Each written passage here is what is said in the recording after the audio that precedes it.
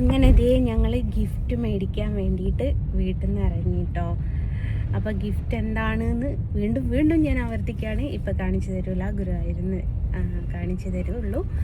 അത് ആരുടെ ഷോപ്പിൽ നിന്നാണ് എടുക്കുന്നതെന്നും ബില്ല് ചെയ്യുന്നതും ഒക്കെ ഞാൻ കാണിച്ചു തരാം. ഞാൻ പറഞ്ഞില്ല, ഭയങ്കര കോസ്റ്റ്ലി ആയിട്ടുള്ള ഒരു ഗിഫ്റ്റാണ്.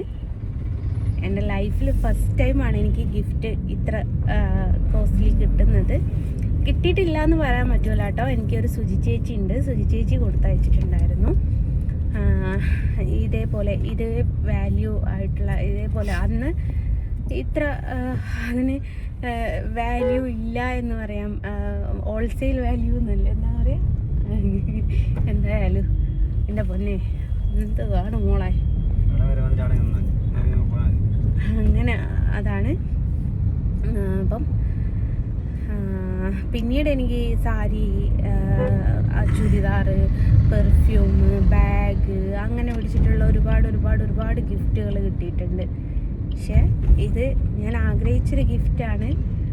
കുറേ കാലത്തിനുള്ളിൽ അത് എൻ്റെ കയ്യിലേക്ക് എത്തുമ്പോൾ ഒരു സന്തോഷം, അത്ര തന്നെ. അപ്പം ഗിഫ്റ്റ് മേടിക്കേണ്ട ഷോപ്പിൽ ഞാൻ എത്തിയിട്ടുണ്ട് കേട്ടോ. അവിടെ ബാക്കി ആടുന്ന് എടുക്കാം. അങ്ങനെ ദേ ഞാൻ ഫ്രണ്ടിൻ്റെ ഷോപ്പിലെത്തി. പൈസ എങ്ങനെ കാണിച്ചിരുന്നത് എന്തിനാണെന്നറിയോ?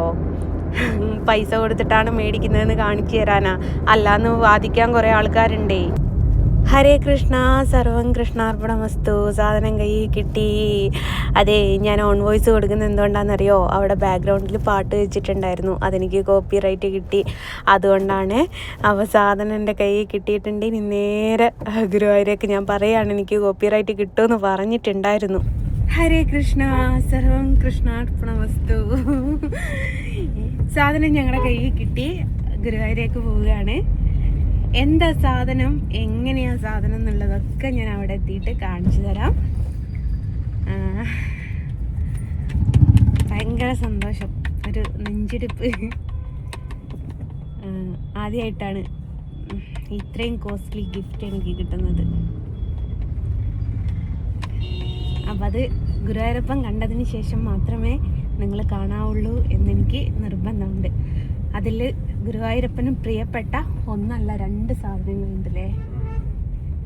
ഗുരുവായൂരപ്പനും പ്രിയപ്പെട്ട 2 സാധനങ്ങൾ അതിൽ ഉൾപ്പെടുത്തിക്കൊണ്ടുള്ള ഒരു സംഭവമാണിത്. അത്രമേൽ പ്രിയപ്പെട്ട 2 സാധനങ്ങൾ. അതാ എനിക്ക് ഒന്നും കൂടി ഒരു സന്തോഷമായത്.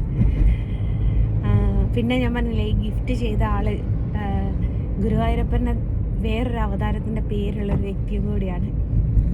അങ്ങനെ നോക്കുകയാണെങ്കിൽ സവിശേഷതകൾ ഒരുപാടുണ്ട്. ഒരുപാട് എന്ന് പറഞ്ഞാൽ ഒരുപാടുണ്ട്. ഗുരുവായൂരെത്തിയിട്ട് ഓപ്പൺ ചെയ്തിട്ട് നിങ്ങൾക്ക് കാണാം അടുത്ത വീഡിയോയിൽ. കാരണം ഞാൻ പാർട്ടായിട്ടാണ് ഇടുന്നത്. കാണേണ്ടവരുണ്ടെങ്കിൽ കണ്ടാൽ മതി. അടുത്ത വീഡിയോ എടുത്ത് നോക്കിയാൽ നിങ്ങൾക്ക് ഗുരുവായൂരിന്ന് ഞാനിത് എന്താണ് എന്ന് ഓപ്പൺ ചെയ്യുന്നത് കാണാം. ആദ്യം നടയിൽ പോയിട്ട് ഗുരുവായൂരപ്പനെ കാണിച്ചു കൊടുക്കും. നടയെന്നാണെങ്കിലും ഗുരുവായൂരപ്പനെ കാണിച്ചു കൊടുക്കാമല്ലോ. എന്നതിന് ശേഷം ഗുരുവായൂരപ്പൻ്റെ നടയിൽ വെച്ചിട്ട് ഇത് ഞാൻ നിങ്ങൾക്കും കാണിച്ചു തരുള്ളൂ. ഇതെൻ്റെ ശരീരത്തിൽ അണിയുകയും ചെയ്യുള്ളൂ. അപ്പോൾ റോഡുമെന്നേ നമുക്കത് ചെയ്യാൻ പറ്റുള്ളൂ, വീഡിയോ എടുക്കാനുള്ളത് കൊണ്ട്. അപ്പോൾ റോഡുമെന്ന് ഞാൻ വീഡിയോ എടുത്ത് നിങ്ങൾക്ക് കാണിച്ചു തരുന്നുണ്ട്. അപ്പോൾ നിങ്ങൾക്ക് മനസ്സിലാവും എന്താണ് എനിക്ക് കിട്ടിയ ഗിഫ്റ്റ് എന്നുള്ളത്. അസൂയ മൂക്കുന്ന ഒരുപാട് ആൾക്കാർ പലതും പറഞ്ഞുണ്ടാക്കും.